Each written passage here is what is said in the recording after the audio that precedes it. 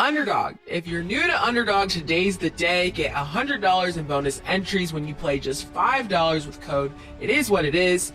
So we've been with Underdog for a minute, and trust me, y'all, this is the best offer they've ever dropped. You can make your picks right now in most states, including Georgia, Texas, and California, just to name a few. Make sure y'all support the show, hit that subscribe button, lock in your bonus, and start playing today with code It Is What It Is. I'm Treasure Wilson, aka Stat Baby, along with your hosts Mase and Cam, and today we are joined with our analyst Michael Irvin. Mike, what's good? Killer, what's going on? What's good, Joe? How y'all doing? Mike, what's good, man? Man, it's all good over here, man. You know, hey, I'm the doctor, Dr. Irvin. I didn't even notice you had that shit on. Yeah, man. You know what I mean? This is what it is, Dr. Irvin, dog. Without like to tell me, coming on in here, I need to check the heart rate of a lot of these niggas on the Dallas Cowboys. I want to see if they got any heart stuff over there, you know. I'm going to figure all of it out. Yo, fam, I just noticed you got on your doctor outfit. Yo, let me ask you a question now that I noticed you got that on. You think Dr. Julius Irvin going to be okay with this? Yeah, hey, you know what? Hey, boy, hey, y'all know, I got so many places I can go with that. You know what I'm saying?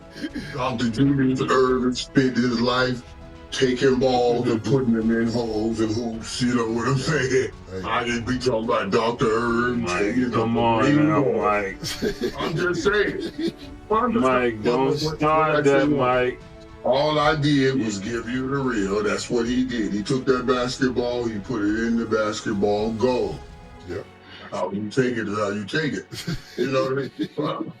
But this doctor is more, you know, I'm just here to try to tell you what's ailing the football teams, the National Football League teams, and what they need, what medicine they need to get them better. And I saw some things this week that really tripped me in. I got a few questions. Yeah, okay. Yeah, so y'all got questions for the doc? I'm here to answer. All right, That's what you know, I'm here to answer. Mike, I thought you was dressing up early for Halloween. I didn't even look at you like a doctor. I thought you was just capping or just dressing up for Halloween early, maybe an early Halloween party. How would you be the doctor of football now? Well, listen, I have always been the doctor of football. In your ear gate, when you listen to me speak these words one after another the way I do, you understand what I'm saying? And not only that, because a lot of niggas huffs and puffs, but they don't blow down no houses. When you saw me go across the goal line and win championship after championship after championship, so you know I'm not speaking from some I heard, but that I know. You see what I'm saying? I'm gonna be honest with you. I'm gonna be honest with you, in my opinion. And Mike, let me say this: if it's anybody that should be qualified to be the doctor of football, I'm gonna have to agree with you. It should be you. Mace, I don't know why you think we would just randomly work with an average nigga. I don't even know where this is coming from. But what I really think is going on, to be totally honest with you, it was time to film, and Mike was in the house playing doctor and patient. Nigga said, oh shit, it's time to film. Turn the camera on. That's what I really think happened. I think the nigga was already in the house playing Dr. Patient. And nigga said, oh shit, I ain't realize what time it was. That's my opinion on what really the fuck happened. I think that's what was going on. Mike is some role play shit right now in the crib, man. Now I can go with that. I can go with that. That makes more sense. That makes way more sense. And Mike, I don't know what's crazy. Only those who know. Only those. There's only a few people that will go to that place. You know, and the only reason you go to that place is because you go to that place. You know what I'm saying? So I understand. You know, I understand. Okay, Dr. Mike, well, let's start with your prediction. So tonight, the Ravens will play the Dolphins, and Lamar Jackson is expected to make his return. Do you think there's any chance the Dolphins can win? I do. Now, This has been an interesting fight, and all day we will talk about this because I don't think we quantify, and certainly don't verify the difference in level of quarterback play in the National Football League. It becomes the determining factor for everything and anything any team does. When you really break down the level of quarterback play and not just look at it or come on later and look at the numbers and say, oh, he must have done this because that show they had the numbers never lie. That's not true. It's not true. Maybe the numbers tell you what's real, but it gives you a fake perception of what happened sometimes. I mean, it's just, so yeah. Look at, I see what Tua did last week after having back-to-back games of throwing 3 interceptions.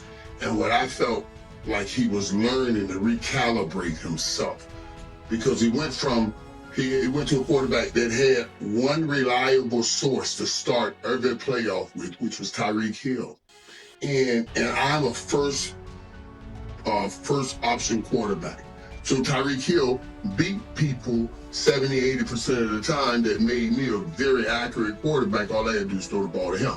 But when they started saying, let's take away his first option and make him see his next option, he started struggling.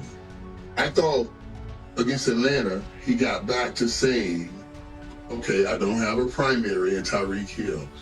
I'm just going to throw the options. If the first option did, and I get the second option, and I did the third option. And he threw the ball to about 8 or 10 different receivers, and Miami put points on the board and won a game that they needed to win. On the other side, you got Lamar Jackson going home, dog. He's been out. And no matter what, Baltimore, my daddy, you want to be the king of Baltimore. But that's just a big fish in a small pond. When you're from Miami, you want to be the king of Miami. You want to be a big fish in that big pond. So Lamar trying to come back off those hamstring injuries and get his team back in the hunt for AFC North title. That's going to be a great battle. I can't see Miami winning this game. I just can't see with all the things that Lamar brings, unless Lamar Jackson tries to go be hero and do everything and mess up everything and also get himself hurt. That's the only way Miami will win the game. Well, I must say, Mike, I must be a doctor as well because I said the same thing last week. So, do I need to wear my doctor uniform? I'm not hating on you, Mike. I see your facial expressions and all of that. When you think of this game, you said exactly what I would say. Let me come in. Come on, Mike. It says, a man's opinion is only as good as his knowledge based on the subject. No, you're not quite a doctor, but what you are is my understudy. My understudy. You learn this stuff because you right here with me. You're a great understudy. Learning under a great doctor. That's what you are.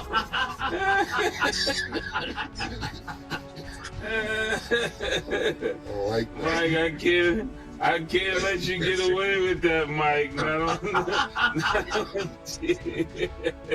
That's all right.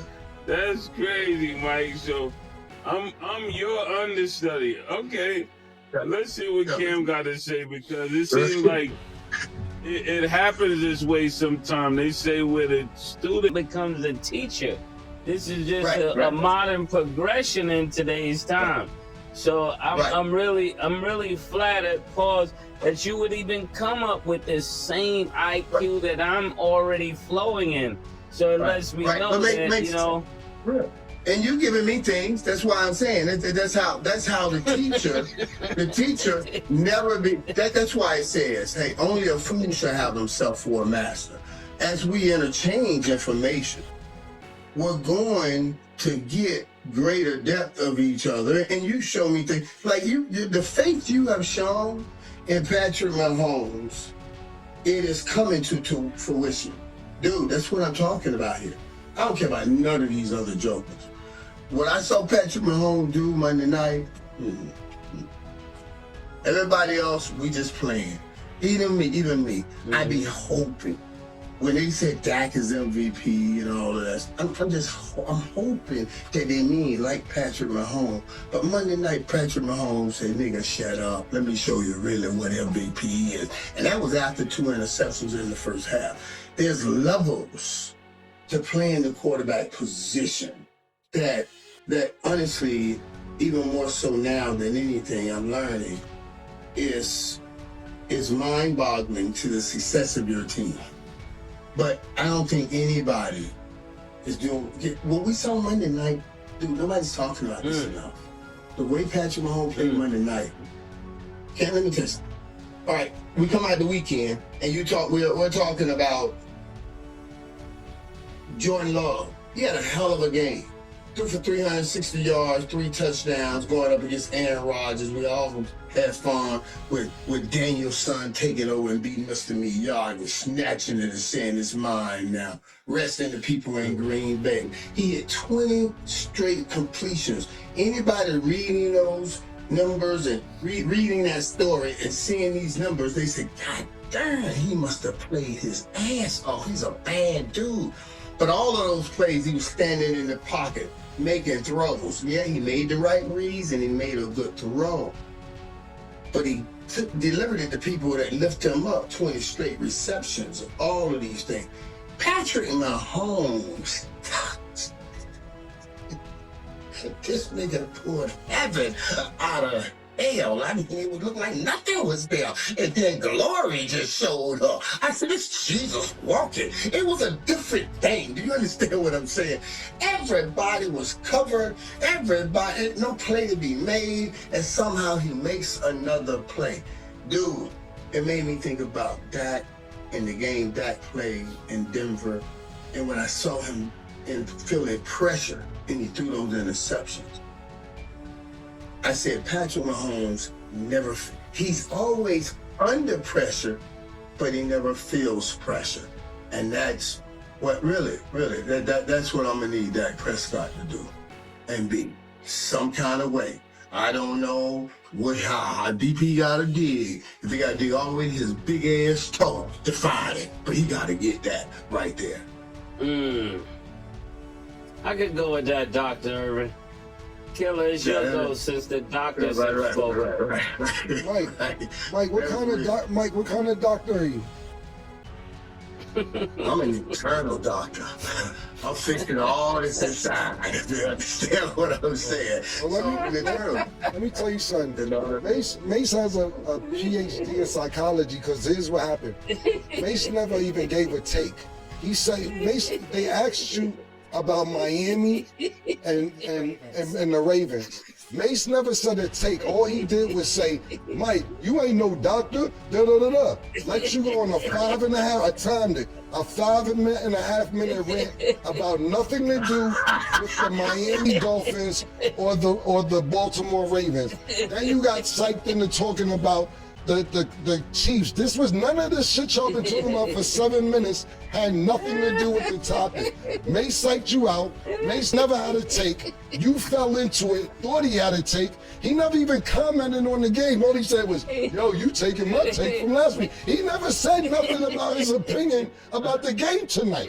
Then you fell into it and started talking about the Chiefs. What the fuck is everybody doing up here? I just sat here and just let y'all two have a conversation because y'all talked about nothing about what the question was about. Anyway, let me address the question that was actually asked about tonight's game. Mase is certified PhD in psychology because he's 52 faking Mike out. Mike, you lost your doctorate. You're out. Whatever doctor you was, your psychology game tricked him out. You didn't even never give a take on the game. Anyway, back to the game.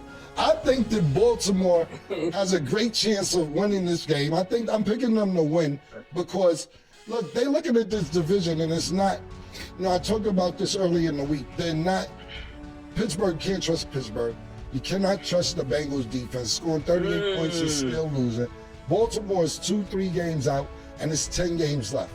Yeah, they think they can still win the division. I think if they didn't think they could win the division, Not saying that Lamar Jackson isn't healthy. I just think that they're like, if he wasn't, even if he was healthy and they didn't think they could win, they'd probably be like, yo, let's just sit out, man. Let's just sit out. But I think Mase mentioned it early in the week. This is a team to come back on. You don't want to do it against a tremendous, like a great defense. I think Lamar Jackson, this is a great test. But yes, Mike made this point earlier before he got 52 faked out. The Tua had a great game last week. 9 different receivers, 4 receivers for over 20 yards, 4 touchdowns, 0 interceptions. So he's feeling good. And then like Mike said earlier, you're not having the pressure of Tyreek over your shoulder. You know, we all know these receivers, and you know, every receiver always thinks they're open. We seen receivers throw tantrums on the sideline. We had, like I said, we had Antonio Davis as one of our analysts one year, and he says, you know, I don't care who my quarterback is, Brett Roethlisberger, Tom Brady, I'm 7'11", I'm always open. That was his exact statement. He said, so when niggas don't throw it to me, I don't know what the problem is. I'm always open. And Tyreek Hill, I don't know this for a fact, but he seems like one of our receivers. Ocho Cinco, Terrell Owens. You know, we seen these niggas throw tantrums on the sidelines, great receivers, because they. I don't understand that, Cam. Cam, I don't understand them niggas. Them niggas I ain't like that, man. Like they always open. You know I'm the only nigga that was really always open.